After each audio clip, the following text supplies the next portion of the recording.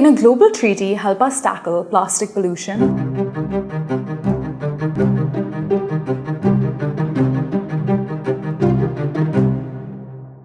Rapidly increasing levels of plastic pollution represent a serious environmental problem at a global scale, negatively impacting our environment, society, and economies. Efforts to manage plastic waste at the national level have proven insufficient to address the scale of the issue.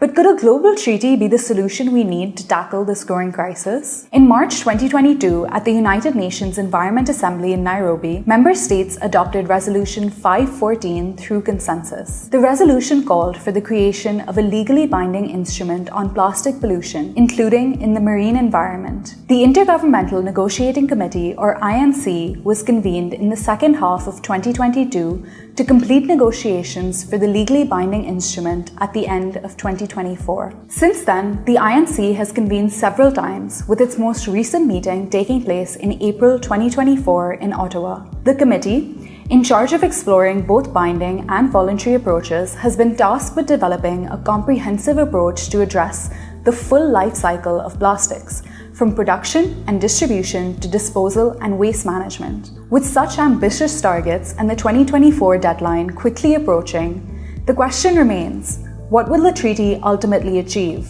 This treaty differs from past initiatives aimed at combating plastic pollution by adopting a holistic approach. It seeks to regulate the entire plastic life cycle, encompassing not just recycling, but also the design and production of plastics. However, there is significant debate among states about where this life cycle should begin. Some argue that it starts with the production of primary plastic polymers, advocating for caps on these activities. Others, including fossil fuel and chemical industry lobbyists, express concern over the economic aspect of these restrictions. Negotiations at INC4 oscillated between two visions, one championed by the High Ambition Coalition, advocating for the phasing out of plastics and addressing waste comprehensively, and the other focused solely on recycling and eliminating harmful chemicals used in plastic manufacturing. Another critical aspect of the treaty is addressing existing plastic pollution or legacy pollution, particularly in marine environments. The draft treaty text calls for international cooperation in identifying and cleaning up accumulation zones or hotspots where plastic pollution is most severe.